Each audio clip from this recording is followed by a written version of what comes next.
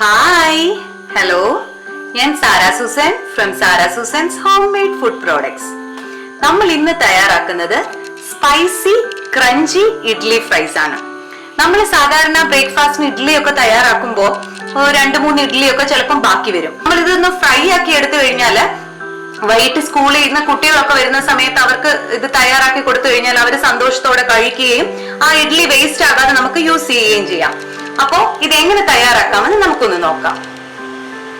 Idli fries തയ്യാറാക്കാനായി ഞാൻ 2 ഇഡ്ഡലി ചെറുതായിട്ട് ഇതുപോലെ കട്ടി കുറഞ്ഞ് മുറിച്ചെടുത്ത് വെച്ചിട്ടുണ്ട്. ഇനി അതിലേക്കുള്ള മസാല തയ്യാറാക്കാനായിട്ട് 2 ടേബിൾ സ്പൂൺ നിലക്കടല, അതായത് കപ്പലണ്ടി, 1/4 ടീസ്പൂൺ കുരുമുളക്, മല്ലിയില,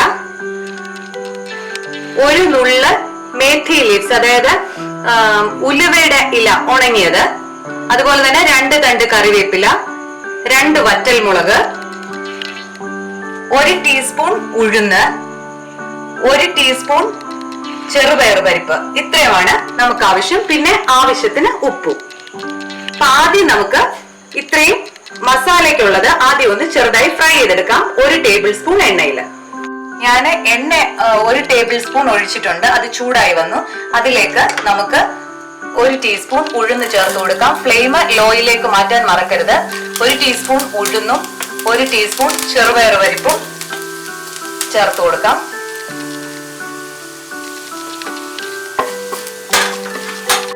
പരിപ്പും ഉഴുന്നും ഫ്രൈ ആയി വന്ന് ഞാൻ കോരി മാറ്റിയിട്ടുണ്ട്. ഇതിലേക്ക് ഇനി 2 വറ്റൽമുളക് ചെറുതായിട്ട് മുറിച്ചിട്ട് കൊടുക്കാം.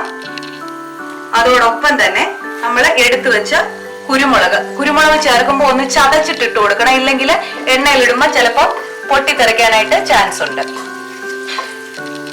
ഇതോടൊപ്പം തന്നെ നമുക്ക് നിലക്കടലയും കൂടെ ചേർത്ത് കൊടുക്കാം.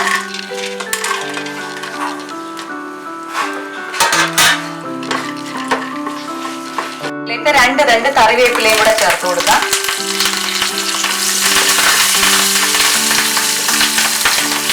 ഇതൊന്ന് റോസ്റ്റ് ആയി വരുമ്പോ നമുക്ക് ഇതിലേക്ക് മേഥി ലീവ്സ് ചേർത്ത് കൊടുക്കാം.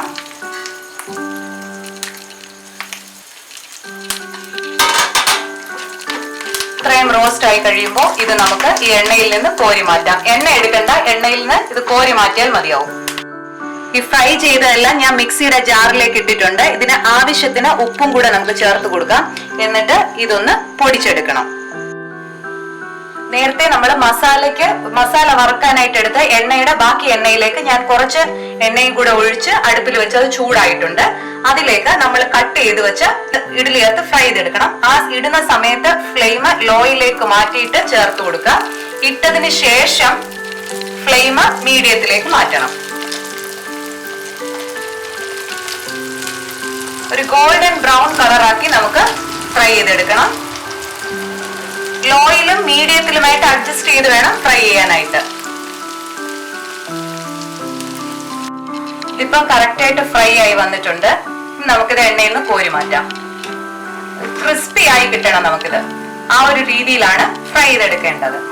അതുപോലെ തന്നെ മീഡിയമിലും ലോയിലും ഞാൻ ഫ്ലെയിം അഡ്ജസ്റ്റ് ചെയ്യാൻ പറഞ്ഞത്. ഒരുപാട് സമയം ലോയിൽ ഇട്ട് കളയരുത്, എങ്കിൽ ഇഡ്ഡലിയിൽ ഒരുപാട് എണ്ണ പിടിക്കും. ഇനി നമുക്ക് ഇത് മാറ്റി വെച്ചിട്ട് ബാക്കിയുള്ളതും കൂടെ ഫ്രൈ ചെയ്തെടുക്കാം. ഇഡ്ഡലി മുഴുവൻ ഞാൻ ഫ്രൈ ചെയ്ത് കോരി എടുത്തിട്ടുണ്ട്. നമുക്കിനി ഇതൊരു പാത്രത്തിലേക്ക് മാറ്റാം. അതിനുശേഷം നമ്മൾ നേരത്തെ ഫ്രൈ ചെയ്ത മസാല ഞാൻ പൊടിച്ചെടുത്ത് വെച്ചിട്ടുണ്ട്. അതും കൂടെ നമുക്ക് ഇതിലേക്ക് ചേർത്ത് കൊടുക്കാം.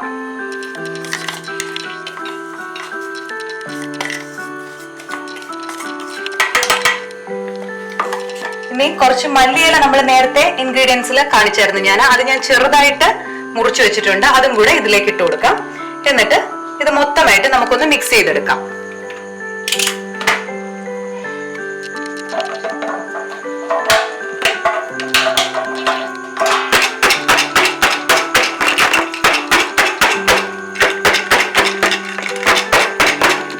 അങ്ങനെ നമ്മുടെ ടേസ്റ്റി ആയിട്ടുള്ള സ്പൈസി ക്രഞ്ചി ഇഡ്ലി ഫ്രൈസ് റെഡിയായി.